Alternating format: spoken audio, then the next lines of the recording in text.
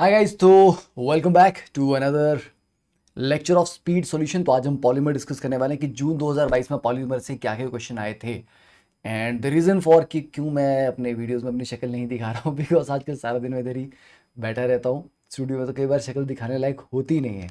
ठीक है, इसलिए पर तुम लोगों ने बोला कि ठीक है सर वैसे अच्छा लग रहा है तो आई विल ट्राई। चलिए तो बात करते हैं पॉलीमर में। ऑलमोस्ट हर हर शिफ्ट में ना एक एक क्वेश्चन पॉलीमर से ऑलमोस्ट आया है। एंड ऐसा नहीं है कि कुछ खास चीज़ है, वही जो रेगुलर चीज़ें जो आपको मैंने क्विक रिकैप वीडियोस में बताई थी, जो 50 कॉन्सेप्ट की सीरीज है उसको पूरा फॉलो कर लीजिए अच्छे से। You will definitely score very very good score in July attempt. ठीक है, देखिए first question, free radical polymerization is seen in. चार ऑप्शन थी, तो बेसिकली फ्री रेडिकल पॉलीमराइजेशन आपका एडिशन पॉलीमराइजेशन की टेक्निक है। ठीक है, इतना आपको पता होना चाहिए कि yes, addition polymerization occurs by free radical mechanism. वैसे तो कैटायनिक मैकेनिज्म भी होता है, एक एनायनिक मैकेनिज्म भी होता है ना। Next one, find the number of lone pair in melamine structure. Melamine structure के ऊपर भी हम पहले बात कर चुके हैं ऑलरेडी, आपको ये क्वेश्चन भी पहले मैं सॉल्व करवा चुका हूँ। ठीक है, तो टोटल 6 लोन पेयर होते हैं। मेलामाइन में क्या होता है, नाइट्रोजन आपके यहाँ पे अल्टरनेट पोजीशन पे रहेगी, 6 मेंबर रिंग रहेगा। ठीक है, लाइक दिस, ये हो गया। और हर कार्बन पे एक NH2 लगा रहेगा, तो टोटल 6 नाइट्रोजन है और सबके पास लोन पेयर है, that is melamine. Now which of the following is polyester. Again याद करने वाला काम है ना टोटली, डेक्रॉन। तो यहाँ पर आप थोड़ा सा रिवीजन भी कर लीजिए कि इथेन 1,2 डायोल या इथाइलिन ग्लाइकोल और टेरेथैलिक एसिड के मिलने से बनता है डेक्रॉन। ठीक है, next question number 4, which of the following polymer is not a condensation polymer. Condensation में क्या होता है, एडिशन में दो चीजें मिलती हैं और कुछ एलिमिनेट नहीं होता। कंडेंसेशन में दो मॉलिक्यूल मिलते हैं, साथ में कुछ स्मॉल मॉलिक्यूल एलिमिनेट भी होता है। तो Buna N, silicon, nylon 66, Dacron. Buna N, it is not a condensation polymer, it is a copolymer है ना। ये दो डिफरेंट मोनोमर एडिशन पॉलीमराइजेशन के थ्रू जुड़ते हैं। ठीक है, ये देखिए ब्यूना एन में आपका it is addition copolymer of one three butadiene and acrylonitrile. ठीक है, बस सिंपल ऐड हो रहे हैं, कोई एलिमिनेशन यहाँ पे किसी भी मॉलिक्यूल का नहीं होता है। Which of the following set of match is correct.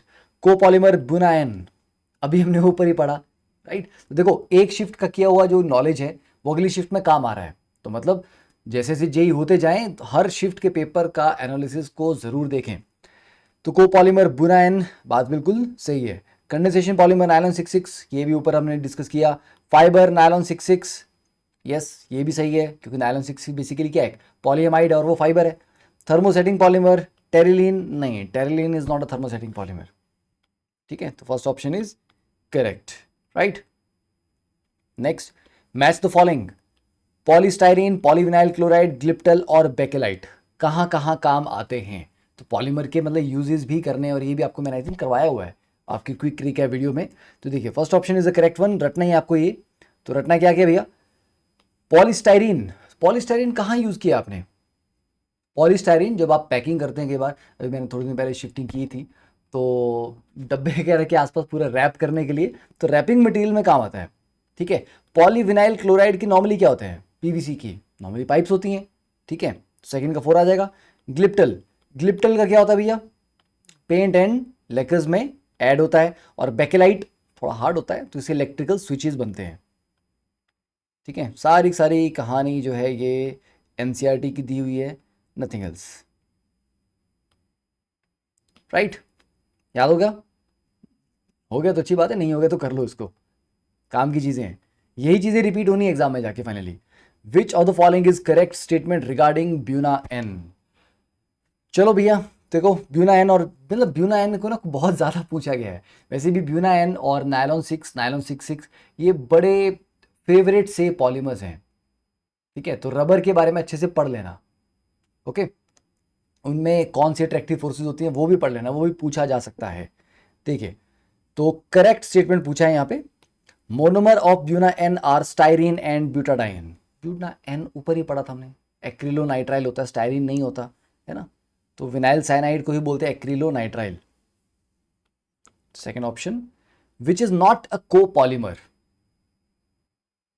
कौन कोपॉलीमर नहीं, कोपॉलीमर बेसिकली क्या होता है, कोपॉलीमर हुआ दो डिफरेंट मॉलिक्यूल, दो डिफरेंट मोनोमर जुड़ रहे हैं। ब्यूना एन में तो ऑब्वियसली बात है butadiene and acrylonitrile. Buena S में भी है ना स्टाइरिन होता है साथ में ब्यूटाडाइन के। नायलॉन 6 में भी दो डिफरेंट होते हैं, 6 नंबर ऑफ कार्बन दोनों में होते हैं। नियोप्रीन में दो डिफरेंट मोनोमर नहीं है, एक ही मोनोमर रिपीट होता जा रहा है, that is this chloroprene. Okay, next, the polymer which can be stretched and retains its original status on releasing the force. मतलब इलास्टिक प्रॉपर्टी किसमें है? रबर, ब्यूना एन है ना। नायलॉन 6 की तो फाइबर बनते हैं ना, फाइबर थोड़ा स्ट्रेचेबल रहता है आपके, जिससे आपके रस्सियां वगैरह भी बनती हैं।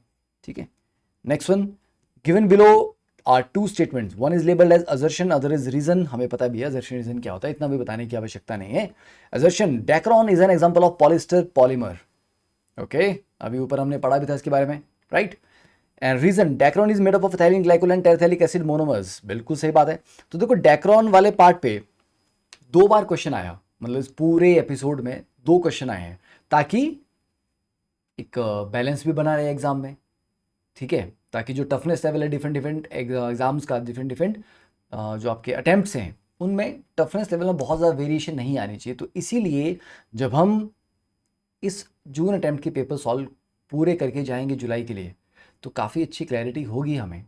ठीक है, और काफ़ी कॉन्फिडेंस भी होगा, और कॉन्फिडेंस पूरा रखना है। एक चीज़ हमेशा याद रखो, एग्ज़ाम में जाते समय बहुत सारे थॉट्स दिमाग में आते हैं, उससे एक हफ्ता पहले बहुत सारी एंजाइटी होती है, बहुत कुछ होता है। But always remember one thing, किसी का ओपिनियन, कोई आपके बारे में क्या सोचता है, उससे आपकी ज़िंदगी कभी भी डिफाइन नहीं होगी, कुछ फर्क नहीं पड़ेगा।